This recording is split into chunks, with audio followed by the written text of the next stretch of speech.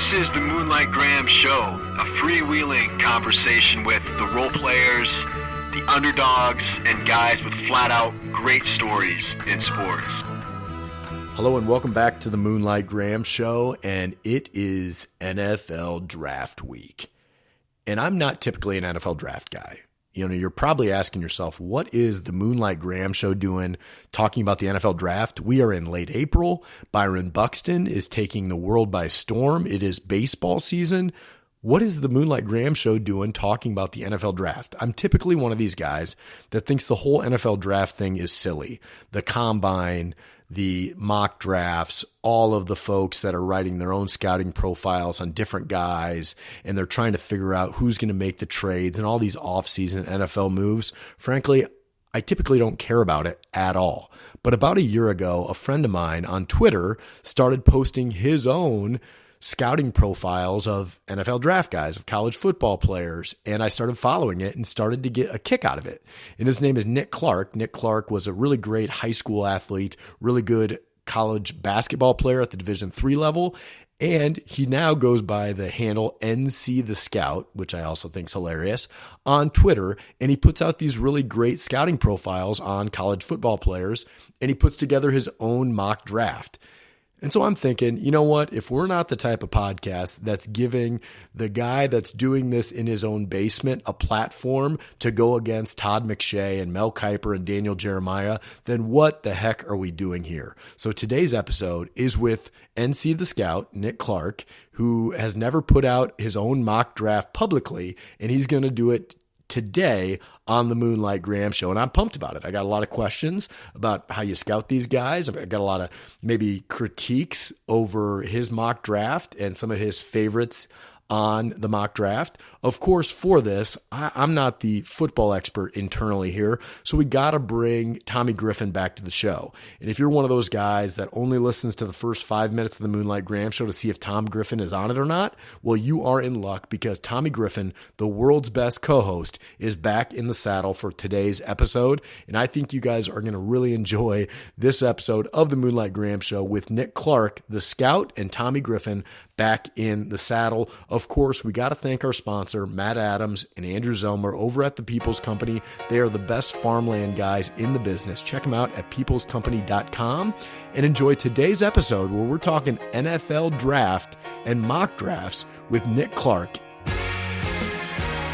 But before we get to our interview, Moonlighters, are you or someone you know moving down to Kansas City? Well, if you are, the one realtor that we trust and that you need to be calling is the great Brian Sandvig. As you well know, Brian Sandvig is our producer here on the podcast, and there is not a better residential real estate advisor down in the Kansas City marketplace than Brian Sandvig. Call Brian Sandvig, shoot him a text. Hey, DM us on social media. We'll get you connected with Brian if you can't find him on all the socials, but he is there and he is active, and he is your Kansas City realtor, so give him a call. NCtheScout is on the Moonlight Graham Show. But before we get to Nick, Tommy Griffin, the best co-host in the business, welcome back to the pod, Tom. I've been holding out. I appreciate the contract negotiations that took place. Tori played a key role in getting me back on the show. And honestly, I'm just happy it all worked out for the best. You know, Tom, before we get to the NFL draft, you're a legendary coach in your own right. Do you have any players that are draft eligible this year that we need to have an eye on? Oh, boy. Yeah. I mean, draft eligible, but I don't think they declared. So maybe some free agent signings, maybe nobody in the draft. I think probably the best kids I've coached are continuing their eligibility. They're staying in college. Obviously, my success supporting Reed Sinnott and getting to the league as an undrafted free agent. Yeah, I've got a proven track record.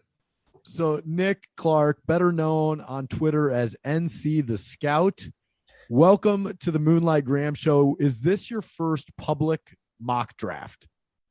This is my first public mock draft. Now, I have tweeted a few mock drafts, but this will be the first one that we have produced vocally.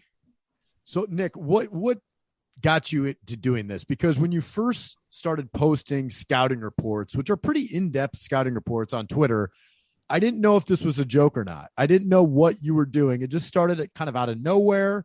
And then all of a sudden, Nick Clark is a Todd McShay type of guy on Twitter right now. So what prompted this a couple of years back? It's something that I've always been fascinated with. I remember, my first draft memory, if you will, was like 2005 with Vernon Davis. I remember waking up on a Saturday morning, because back then the draft was only 2 days, Saturday and Sunday. The first 3 rounds were on Saturday and the rest was on Sunday.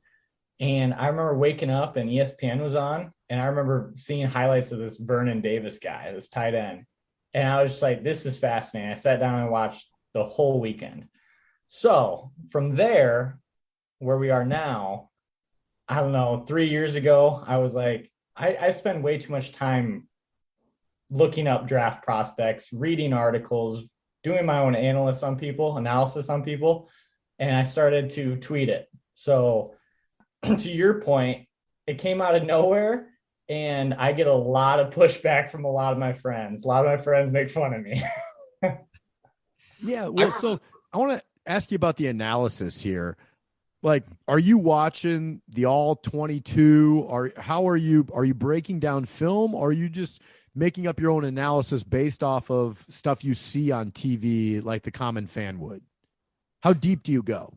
I don't have the all 22 access. I have not ventured into that, because I feel like once I have the all 22 access, it'll take up way too much of my time. It is, I try to watch as many college games on Saturday that I can. And I'm a huge Buffalo Bills fan. And so I watch every Bills game. So I see, quite a bit of the league, and I just watch, and I analyze what would fit, who would fit where. And I do my fair share of reading from Todd McShay and Mel Kiper and other scouts. And Twitter is a great thing, because there are a lot of scouts on Twitter that I can glean from. Yeah. Do you have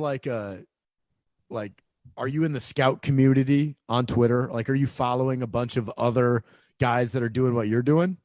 Yeah, actually, I definitely, every year I pick up a couple more guys that I see their analysis and the information they can provide me, if you will. So they tweet videos and they show out videos. So therefore I can see that. And then, as you can see, I don't post any of my own videos out there, but I quote tweet a lot of people to piggyback off them that are actually doing the work.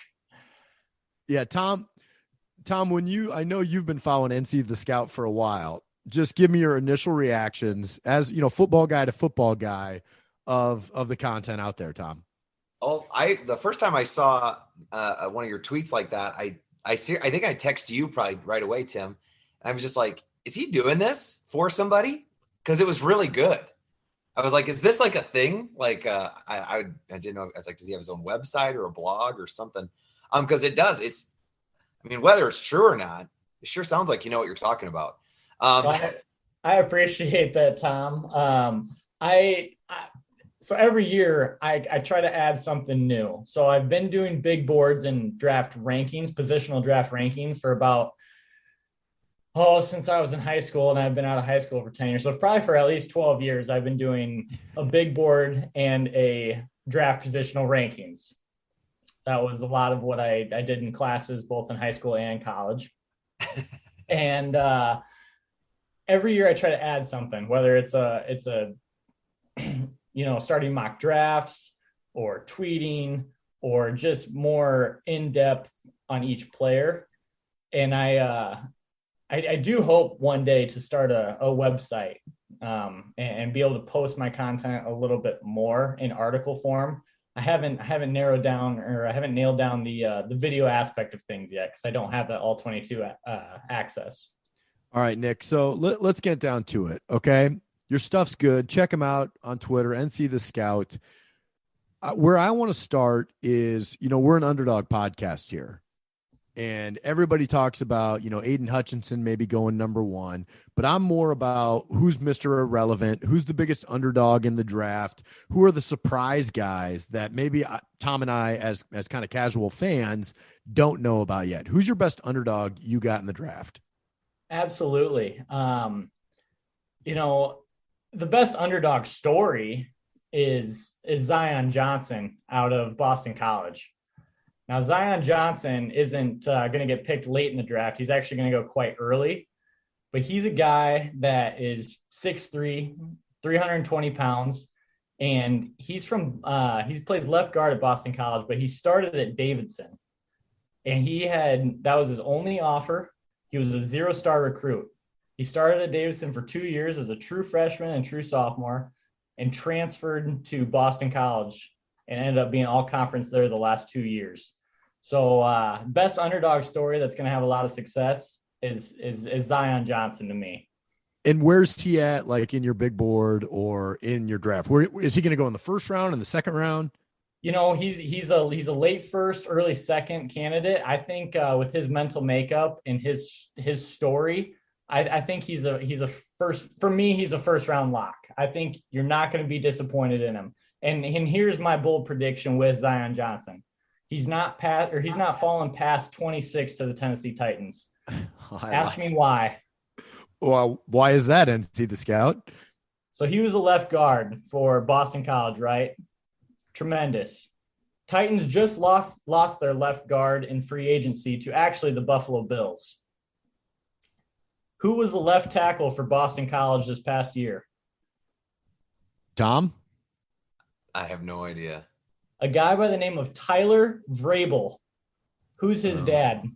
There you go. The head coach of the Tennessee Titans. Head coach of the Tennessee Titans. It's a relationship business, and I'm telling you, he's going to have a few more stories than he wants, and he's going to the Titans. That's some good stuff, actually. I like that. Tom, have you ever heard of Zion Johnson? Yeah, actually, I have. I was doing some reading.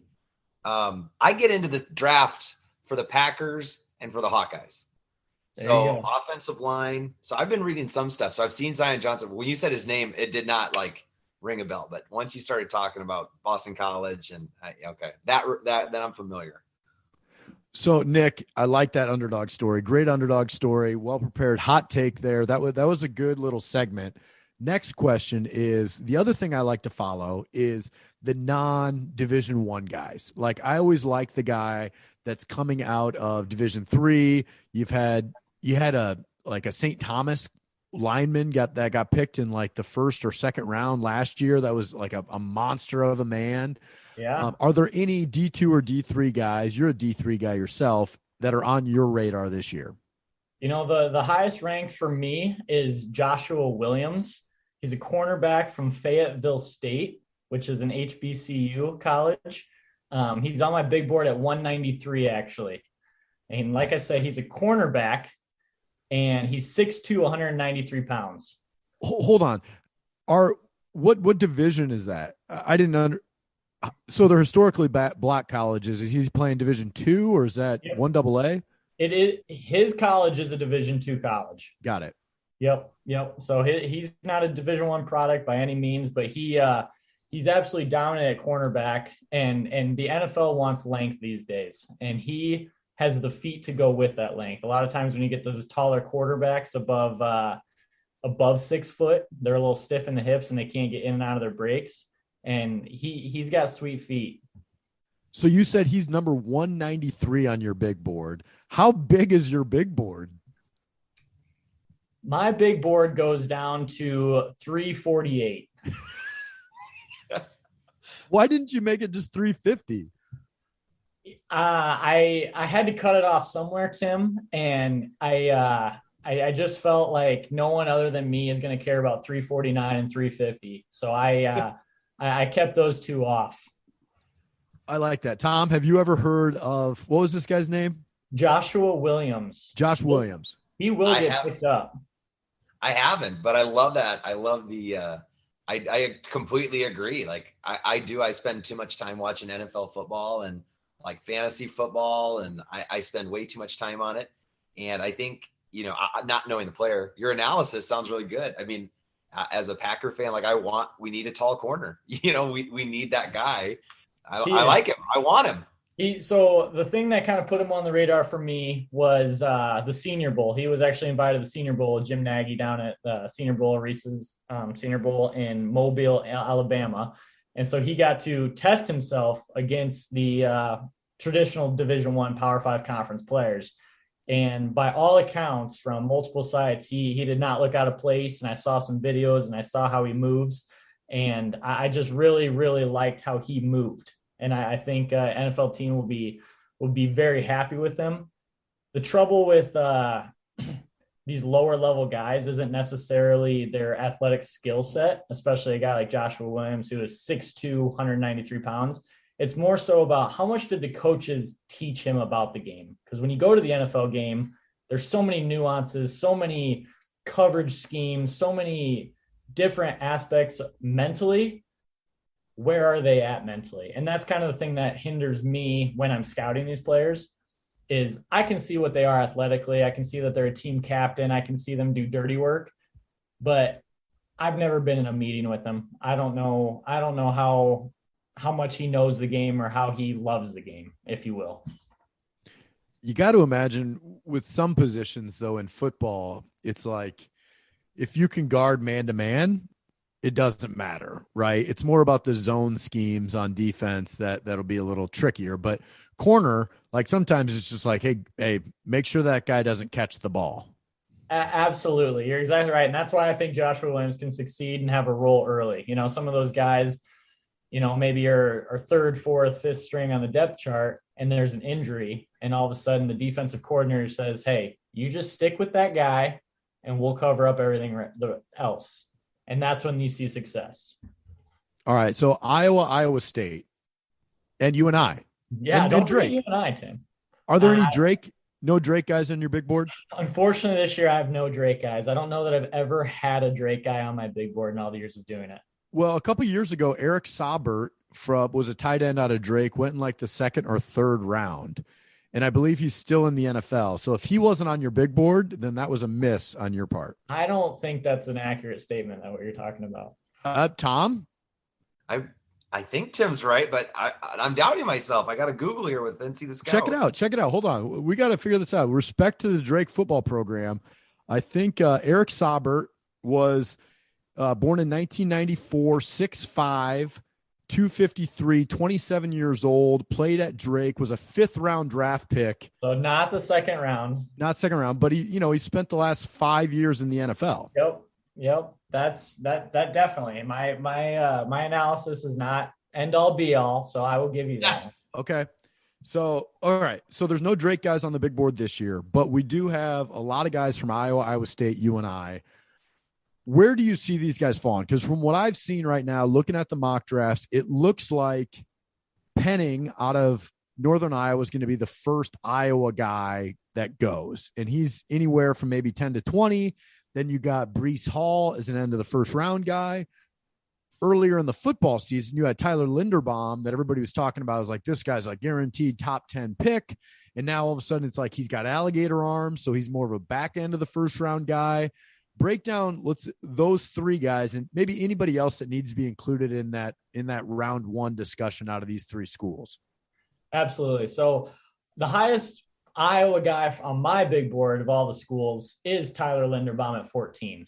Now, I personally would feel comfortable because I know what I'm getting with Tyler Linderbaum, but positional value does play a big role in this. And that's why I do expect Trevor Penning to be the first Iowa kid drafted, and he's 18 on my big board. And I don't I think it'd be hard pressed for him to get past 14 with the Ravens, to be honest with you. So okay, so you got Penning above, or you got Penning above on your mock draft, but Linderbaum above in your big board. Correct. Because ultimately it's harder to find those guys that can play tackle like Trevor Penning can. You know, he's got some positional flexibility. The thing that hurts Tyler Linderbaum is he's a center only. I do think he could play guard. I think he could be a quick guard, be a great pulling guard. There's a guy by the name of Jason Poe in this draft who is a tremendous pulling guard. And, you know, there's always room for that on a team. So, Nick, a lot of the criticism of Linderbaum, like everybody just raved about this guy. And it was obvious if you watched Iowa play last year, Linderbaum was dominant. But everybody's talking about his arms are too short. And so he's dropping because his arms are too short. Where does that play for you as you're ranking these guys? It depends on the position. Now, if it's a tackle, for me, if his arms are short, I mean, that makes sense. It's going to be difficult for him to cope with that in the sense of a long defensive end, say Gregory Rousseau, a Myles Garrett. If at lineman play, whoever gets their hand on the guy first, they have the upper hand. They have more power, if you will, because they can do counters. They can keep the guy away from them. So the longer arms, the better. However, Tyler Linderbaum at center, I just don't think it's that big of an issue because he snaps the ball quick and he gets where he needs to go. He can pull. He doesn't have to just sit. I think the biggest issue with Tyler is he weighed in at 302. Is he really 302 when he plays? Because what happens when a 340-pound defensive tackle is on him? Will he get knocked back? But here's my why I like Tyler. He understands leverage, and you can speak to this, Tom. He's a wrestler. He understands leverage. He can snap that ball, and he can make sure that he knows where he wants that defender to move because he understands leverage. So, Tom, you're a lineman in your own right. You're an Iowan. You're a football coach. Give me your breakdowns of Penning and of Linderbaum. Yeah, I think that I think Nick even said this a little bit ago. Like, you know what you're getting with Linderbaum. Like, you've seen him do it. I mean, and Big Ten football is Big Ten football. Like, he's facing NFL caliber players, and I think he showed consistently all season what he can do. I do think it's very true that Trevor Penning, and he's like what 6'7"? Is it? Yeah, he's about 6'6.5". Yep, something like that. I mean, there just aren't that many humans built like that, and so I think Linderbaum. I would favor Linderbaum if the Green Bay Packers were drafting and they needed offensive line. I mean, it's completely different ends of the spectrum. Like, you can't draft Linderbaum and turn him into a tackle. There's just, you can't play tackle if you're not built that way. And I think that's the biggest thing is you can't turn Tyler Linderbaum into a tackle, but you can, if Trevor Penning fails at tackle, he can always be a great, tremendous guard. Yeah. When you look at an offensive line for a college or an NFL, if you're weak at tackle, it hurts your team a lot more than if you're weak at center. So that's where the positional value comes into play. So, Nick, you're a Bills fan. Oh, sorry, Tom. Go ahead.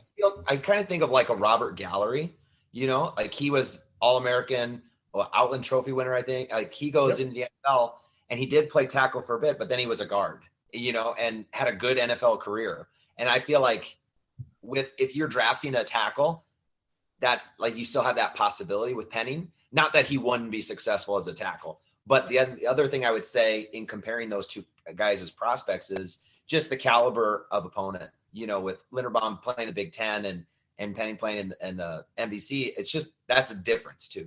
So I'm excited the fact though that you got like Iowa kids, Clear Lake, and I love that. And I'll be rooting for those guys wherever they go. Absolutely, and it helps. Spencer Brown was drafted in the third round by the Buffalo Bills, and he started at right tackle. That's going to help Trevor Penning, it really is. And they got Bucker there too. Yeah, Ike Bucker from Iowa. He's the guard. He's coming off an Achilles injury, but he got about 5 starts last year for the Bills. And I think isn't their punter Matt Hawk from Dowling? Yeah, he is actually. He played Miami 2 years ago, Buffalo this past year. Graduated probably.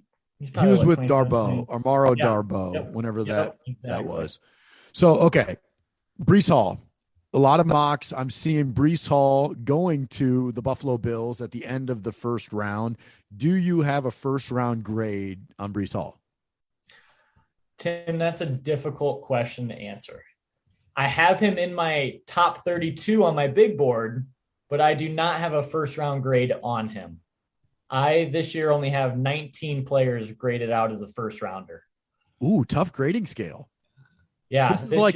This is like a Catholic school grading scale when it was 93 to 100 was an A.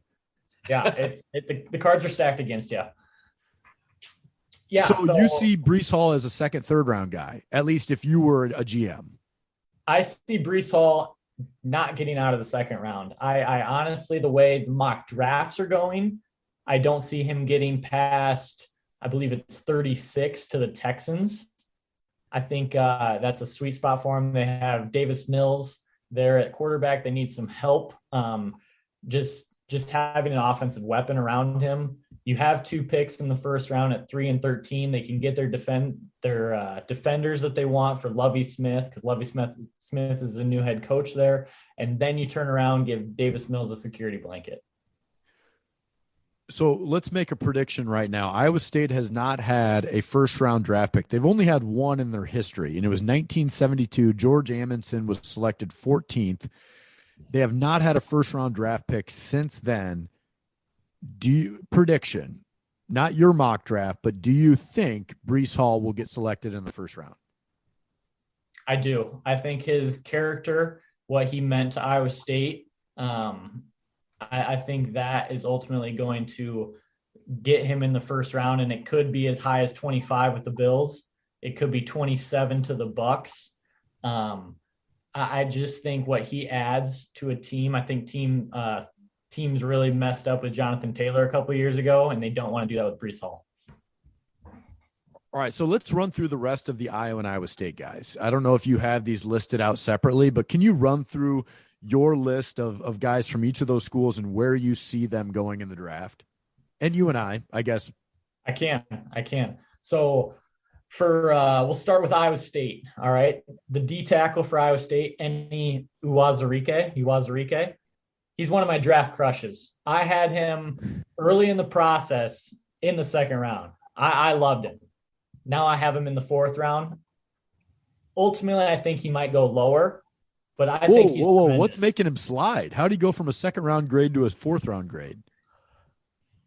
The movement skills, I guess. His lateral agility isn't where other people think it should be. But I would have no problem with the team taking him in the third round. I think he was double teamed a lot at Iowa State, and he still succeeded. I love Uwazurike. Okay. Next from Iowa State, Mike Rose. I have him at 158 on my big board. Again, it goes back to the intangibles. Matt Campbell has a thing. Breece Hall, Uwazurike, and Mike Rose all are tremendous character football guys, and they did a lot for that program. And I think that goes a long way when a team is selecting a guy in the 5th, 6th, 7th round. So I have Mike Rose in the 5th round firmly, and I think he could play all your special teams and vie for a backup position as a rookie. Going to UNI, we talked about Trevor Penning. He's going to be the highest drafted player out of Iowa, the state of Iowa this year, and rightfully so. Next, I have Isaiah Weston. And I have to admit, I was late to the party on scouting Isaiah Weston. That has been within the last few weeks. I've really, really looked at him. He's 234 on my big board. So he's, in the middle of that 7th round for me. And I've seen Mel Kiper talk about him in the 3rd round. I don't necessarily think he's going to get way up there, but he is. He's 6'4", 215 pounds, runs a 4.4. So he has all those traits you're looking for, but it goes back to, did the offensive staff at UNI teach him enough to warrant that pick? You know what I mean? So if a team is really happy in the 5th round, I could see him going in the 5th round. But for me, being late to the party, I'm going to say more of a 7th round guy. High-end traits, but maybe not the knowledge yet. And I could be wrong. Again, I don't get to sit in any meetings with this guy. Right. So you got Linderbaum as your top Hawk. Where's it go after that? I've got back-to-back Hawkeyes at 188 and 189, and Tyler Goodson and Matt Hankins, actually. So Goodson was their running back, and I think Goodson might go lower. Lower as in maybe the 6th or 7th round. He's got to go to the right system. He's got to go to a team as a change of pace back, someone that he can be electric in that realm. Matt Hankins came back for his 5th year at Iowa. Tremendous. Michael Ojemudia. I can't remember how to pronounce his last name at the moment, but he plays for the Broncos. He was a 3rd-round pick a couple years ago for the Denver Broncos. Matt Hankins is not worse than Michael Ojemudia. So I do think he's going to sneak in that 5th round, 4th round range area, because I think NFL scouts or NFL execs really do value those Hawkeyes in the draft, because Phil Parker's a coach. He knows what he's doing. Zach Van Volkenberg is next on my list at 229. So a 7th round pick. I think he's a high effort, understands leverage, understands where to be. So you can always count on him. And I think that goes a long way for an NFL team. The last guy I want to mention is Jack Kerner. I don't actually have him on my big board, but his testing numbers were tremendous to what I thought he could do.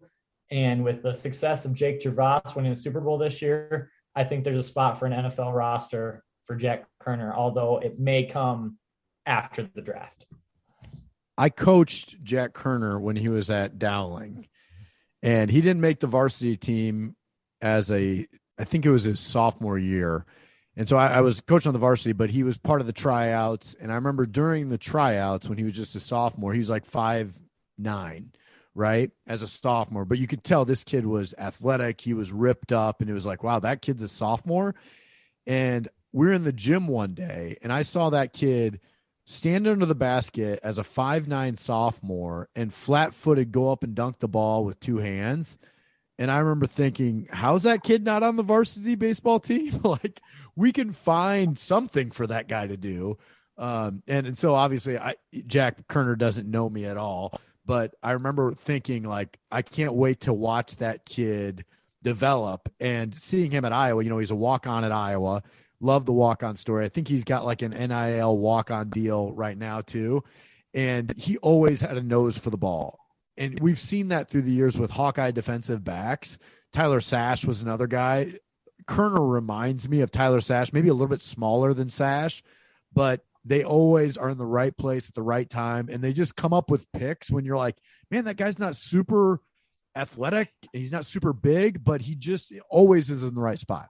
Absolutely. Jack Kerner is the epitome of Iowa football, and to hear your story about him just jumping up, 2-hand flushing it, I think that's what makes people special like that. And that's why Jack Kerner will stick on an NFL roster this year, whether it's maybe not on the 53-man squad, but it will be a practice squad, and he will be an NFL football player.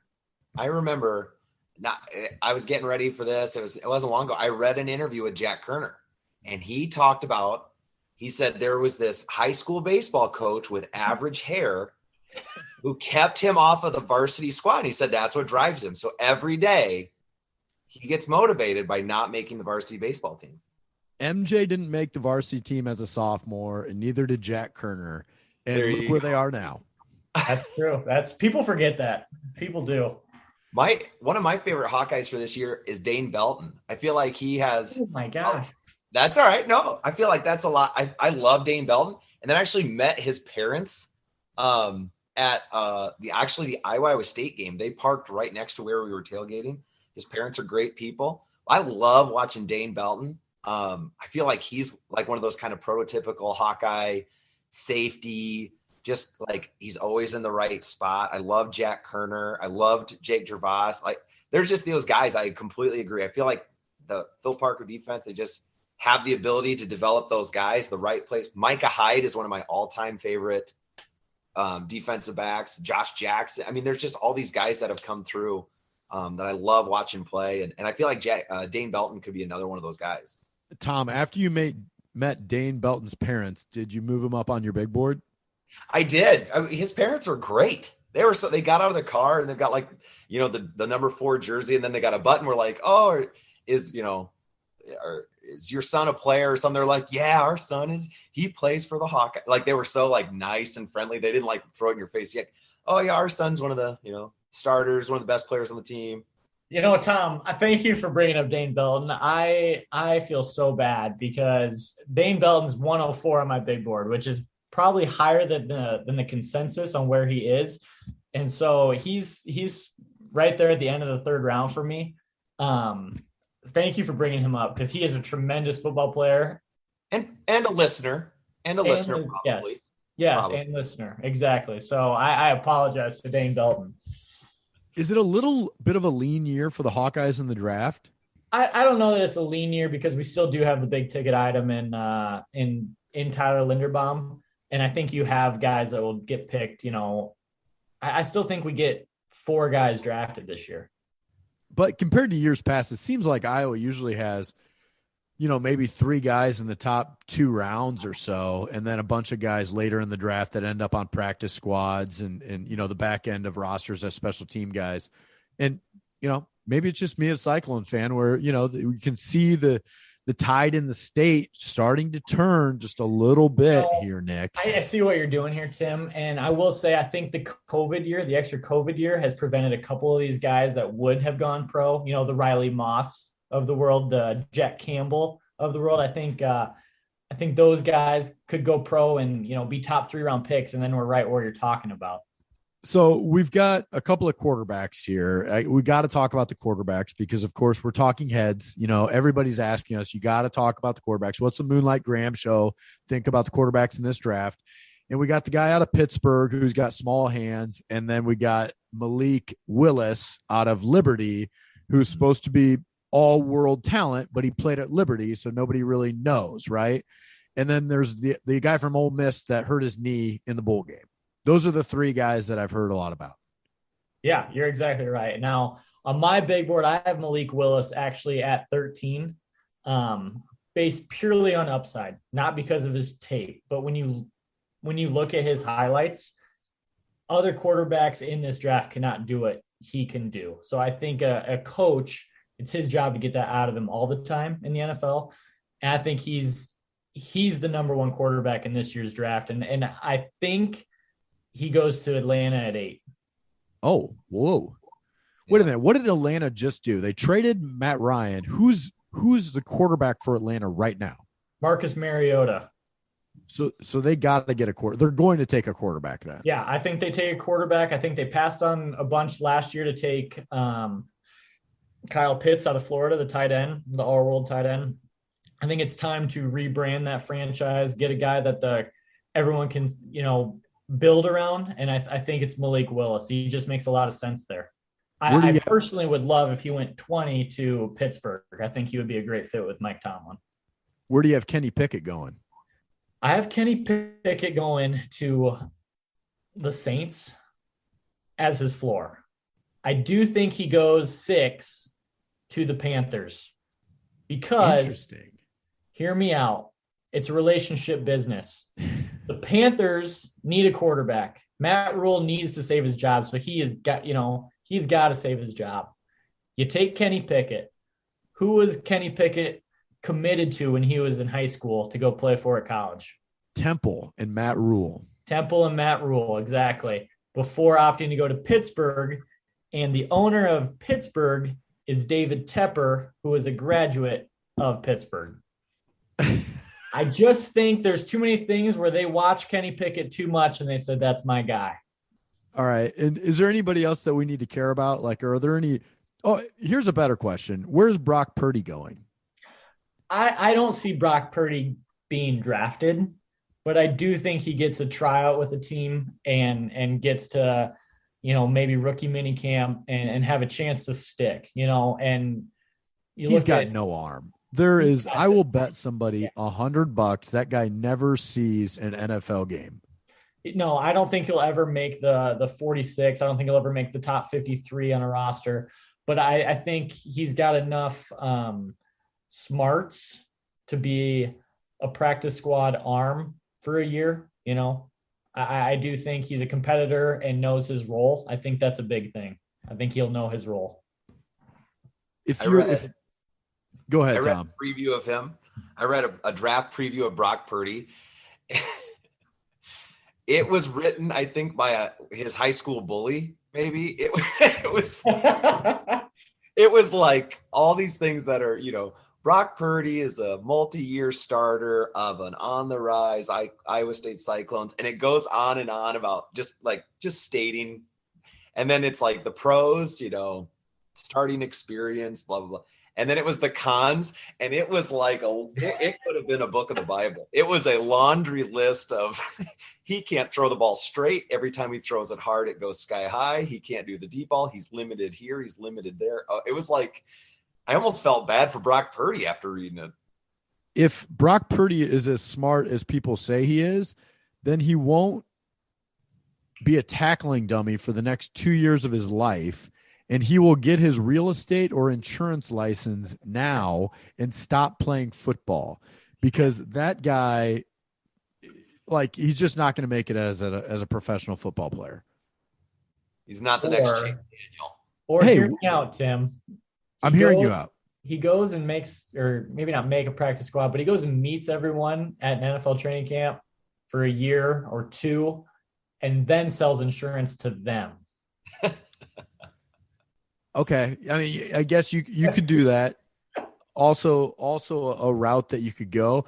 But a lot of times with these guys that are high net worth individuals, hopefully they have people around them, agents, business managers that are connecting them with people that they can trust. Yeah. And if you're an NFL football player that's making significant money, don't buy insurance from another former washed up football player.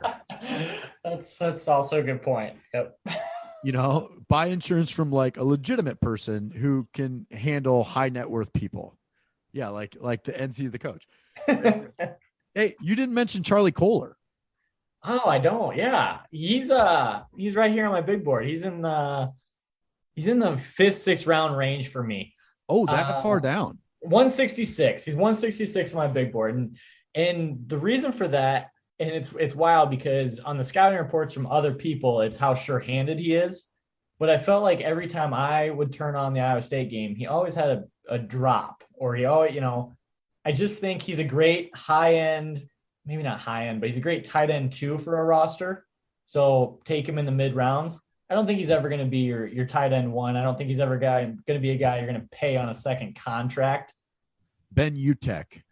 That kind of comparison. Who's your comp? Who's your player comp for Charlie Kohler? I don't know that I have one. How about Scott Chandler? That's a high end. That's a high end for him. Is Scott Chandler, the tall guy, knows how to run the seam, got a little wiggle.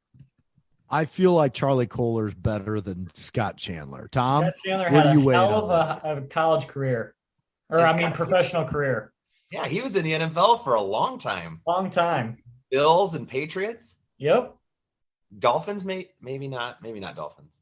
Bills and Patriots. Maybe I need to do a little Chandler recon. Scott Chandler was a great pro. Charlie Kohler is a weird one. Again, just doing research for this, it's like too big to be a receiver, too small to be a blocking tight end. He's kind of like a mid-level of enough things that he stands out. I mean, you're nitpicking so much. I'm sure if you're really a, NFL scout, NFL GM, but so like the critiques on him were kind of interesting because basically it was like, he's good enough at everything and not good enough at anything. I think when you look at a tight end one on your NFL roster, I think you want high end athletic traits. I don't think he provides that. So then when you look at a tight end two on an NFL roster, I think you kind of want a junkyard dog. You kind of want someone that's going to do the dirty work. And I don't think Charlie Kohler provides that either. So I don't think he ever really will get his chance, to prove he belongs on the field. He is a practicing Catholic. Well, that helps. He just went up 20 spots on my big board. Just add that to the character traits. Nope. Chase Allen actually had better. I love Chase Allen. Oh man, is he on your big board? Yeah, Chase Allen's on my big board. He's in the 7th round. I'm a big Chase Allen fan. I think he does do the dirty work, and I think he's underrated as a receiving tight end. Did Dylan Sainer end up on a practice squad or roster from last year? He did. I don't know exactly. I want to say maybe Miami. He was down in Miami. I could be wrong on that. Probably am. I would be happier if I was an NFL team. I would be happier taking Chase Allen in the 7th round than Charlie Kohler in the 5th round. I'll say that. I feel like that's a hot take. Tom, is that as hot for you as it is for me? Well, I mean, it's just weird, with Kohler being the star tight end and every Iowa State game, they would do the obviously Breece Hall show because he was phenomenal, but then they'd focus on Charlie Kohler as like the Cyclones' big guy. Chase Allen would then come out with the long hair and the backup tight end, second tight end role. I don't know. I like the take though. I feel like that's a good take. I feel like that's good info. As a podcast now, since we're the Underdog pod here, I think we got to be pulling for Jack Kerner to slip into the seventh round. Not a great chance there. He's more of a free agent signing, and then Chase Allen. Yeah. Not that Chase Allen was this super underdog, but he was like 5 years backup guy to Charlie Kohler, didn't get the accolades. So we're turning him into an underdog for the sake of this. I appreciate that. And then who's the UNI guy, the wide receiver? Isaiah Weston. So Weston, Kerner, and Allen are the guys that we're pulling for. And then, of course, your Boston College lineman, and then your HBCU, Joshua Williams back. Those are the 5 guys that we're watching for the NFL draft. Nothing else matters. Nothing else matters, not at all. So, Nick, before we wrap it up here, I want you, Tom, should we go through his top 10 of the big board, or should we have him go through his first round? I feel like we need you to list your first round so that the listeners of the podcast can critique you, right? You need to have it out there in the public. So maybe let's start, give us your top 10 of your big board, and then go through your actual mock draft of the first round. Let's put it on paper right now. And then that's going to be what I'm going to be referencing when the draft comes. So top 10 of the big board. We've got number 1, Ike Ekwonu from NC State. I don't have an edge rusher. I've got Ike Ekwonu from NC State. I just think he's a clear-cut number 1 tackle, and I think the value matches up to protect Trevor Lawrence at Jacksonville. I don't think he's going to go there. I'm saying if I was Jacksonville, I would take him. I think when you compare Aiden Hutchinson to other guys down the board, who Aiden Hutchinson is kind of the consensus number 1, I don't think there's much separation between him and edge 5 in this group. Ike Ekwonu is number 1 on mine. All right, number 2. Number 2, this is bold as well. Jamison Williams, wide receiver from Alabama. He's coming off an ACL injury. But I tell you what, he's special. He does things that no other player in this draft can do. He can change a game, and I think he's ready. Here's the deal with him. He sat behind Ohio State receivers early, and then he comes to Alabama and shines. I just love how he wants to play special teams and does everything he can to compete. I want that player on my team. Number 3, Aiden Hutchinson, Michigan, tremendous player. Bloodlines. Trayvon Walker is number 4, the defensive end from Georgia, which I saw today is the new favorite in the betting world, the gambling world, to be the first pick taken by the Jacksonville Jaguars. Number 5, Ahmad Gardner, cornerback from Cincinnati. He's 6'2", 195 pounds. He's got that length that we were talking about with Joshua Williams, but this guy has been battle tested as opposed to Joshua Williams, who has not. I really like Ahmad Gardner, and I think his character is phenomenal. Number 6, Charles Cross, offensive tackle from Mississippi State. Everyone wants to protect their quarterback. He's got the best pass-protecting left tackle feet in the draft. Number 7, Jermaine Johnson, defensive end for Florida State, a transfer actually from that Georgia team. I think he's got that mentality that he wants to prove he can play. He's not going to come in here expecting things handed to him. I love that about Jermaine Johnson. He's already faced a little adversity. He's going to succeed in the NFL. Number 8, George Karloftis, defensive end, Purdue. I think when you compare him to an Aiden Hutchinson, I don't know if there's much of a difference. And other people will say Karloftis is going to fall out of the first round. I would bet on Carloftus every day of the week. I think he loves football. I think he loves being the best version of himself. I would bet on him. Kayvon Thibodeau is number 9 from Oregon. Athleticism is there. Is he going to put in the dirty work to make sure he's one of the highest paid players in the NFL? Or is he or is he going to come in and want the glitz and the glamour early? That's my concern there. That's why I might take some of those other guys ahead of him.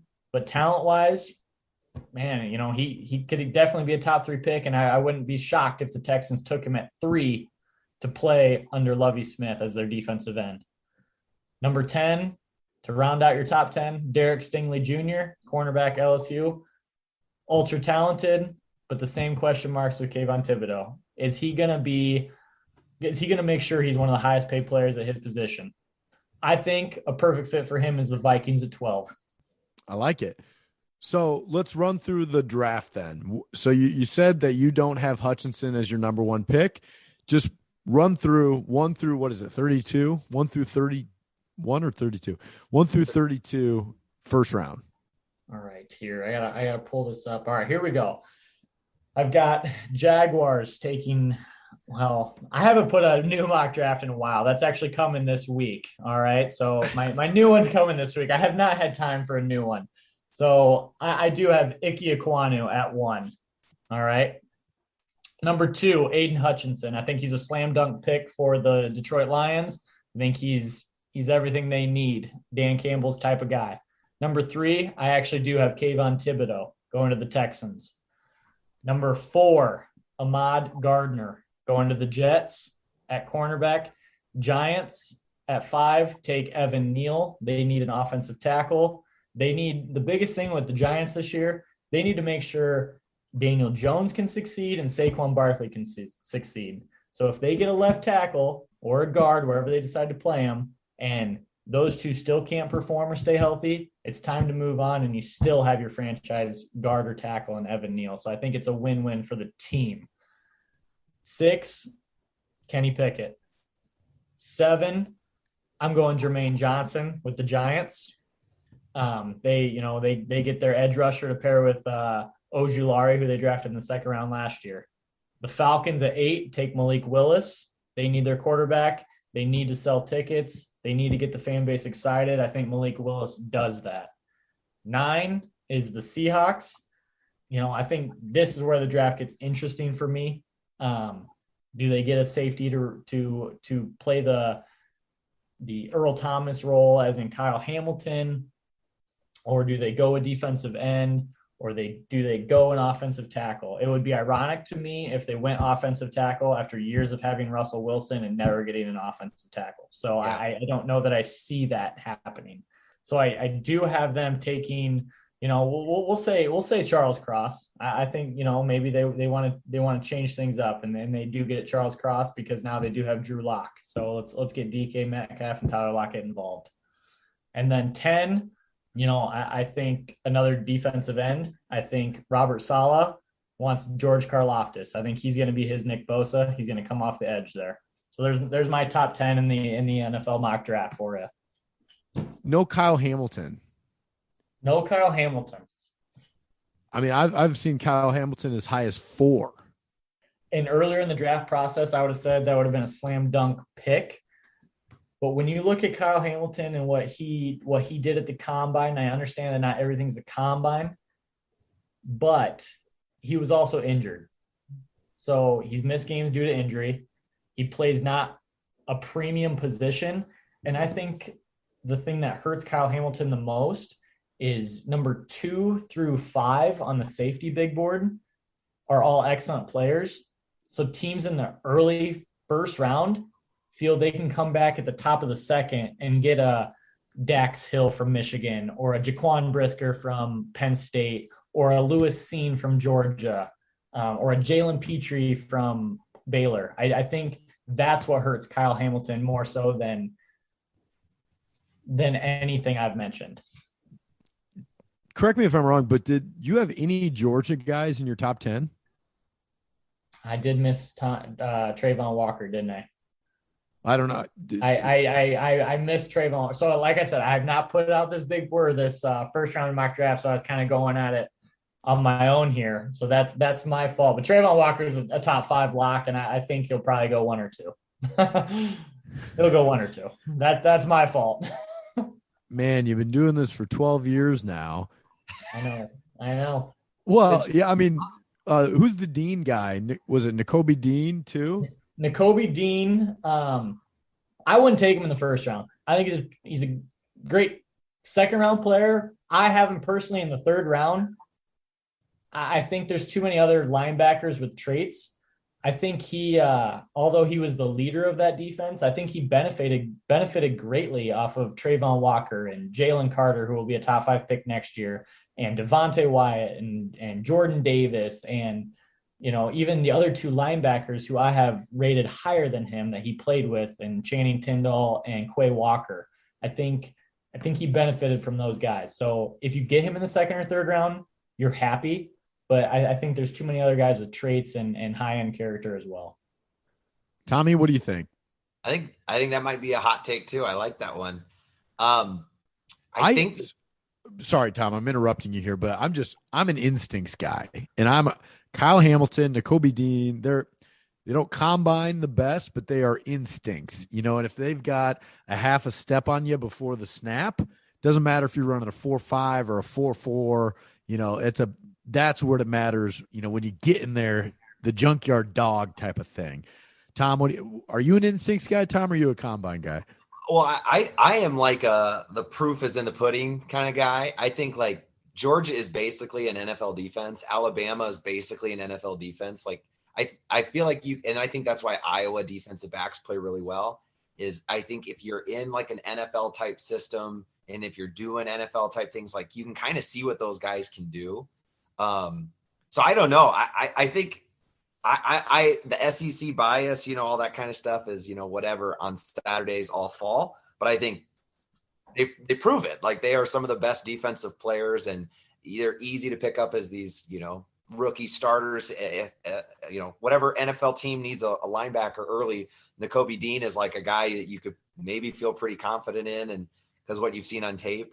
I think the thing to me that might be the most interesting about this year's draft, and it'll be true, I think, next year's draft, is the COVID year seniors. I think that's really kind of screwing with, some of these guys are going to be 5-year starters and they're 23 years old. And I think that makes for a really hard to peg draft.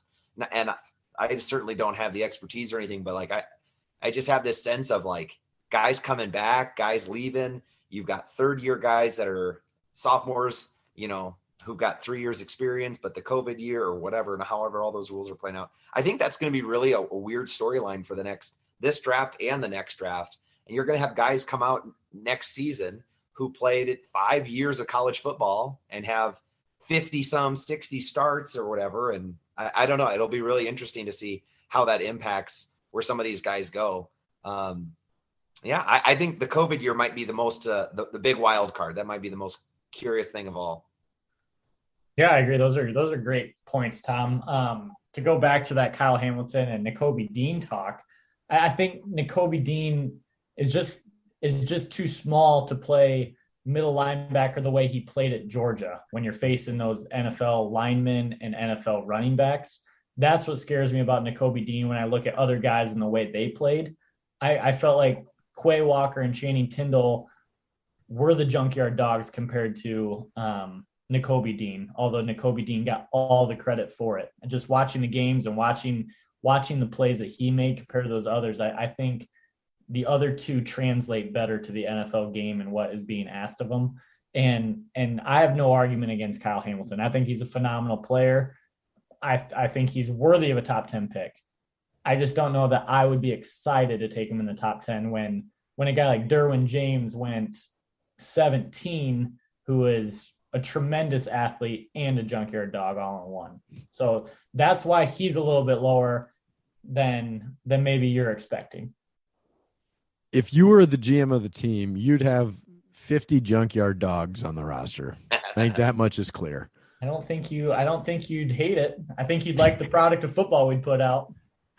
So, Nick, I love this. Thank you so much for coming on. I guess this wasn't your final mock draft, so we got to be following you on Twitter, NCtheScout, to get the final mock draft on Thursday, or when's it's going to come out? Mock draft will come out Wednesday. Big board will come out Tuesday, tomorrow. So my positional rankings and my big board will come out Tuesday. Mock draft on Wednesday, so everyone can see it. Please follow NCtheScout. Would really appreciate it. I'll give you one here, Tim. All right.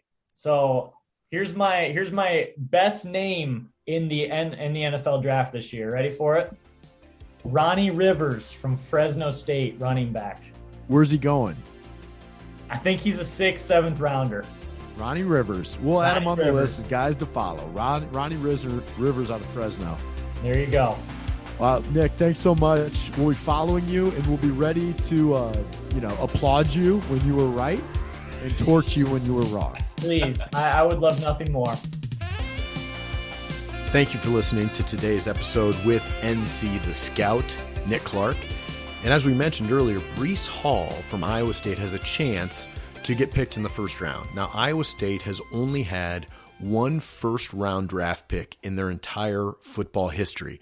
That came back in 1974 when a guy by the name of George Amundsen was selected 14th overall out of Iowa State. He played both quarterback and running back at Iowa State, and they have not had a first-round draft pick since. I believe it's the longest drought out of any Power 5 school. So George Amundsen, he's from Aberdeen, South Dakota, played his college football at Iowa State, was a 14th pick of the draft. He's in the South Dakota Sports Hall of Fame. He's in the Iowa State Hall of Fame. He was the Big 8 Player of the Year in 1972, and I actually said he was drafted in 74. He was drafted in 1972, ended up playing 3 seasons in the NFL, finished his career with 194 career rushing yards, a 2.6 career average, and had 5 career touchdowns before he had a knee injury.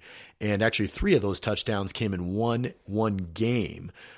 But then after his knee injury, he tried to come back as a tight end because he lost some speed and quickness. So he tried to come back as a tight end in 1977 and 1978, didn't make the roster either of those years. So went on to finish his professional career, not as a football player, but as a construction equipment salesman. So you got to love that from George Amundsen. So hopefully Iowa State and Breece Hall break that drought since 1972. So that's 50 years. Iowa State has not had a first-round draft pick in 50 years, and that could end here this week.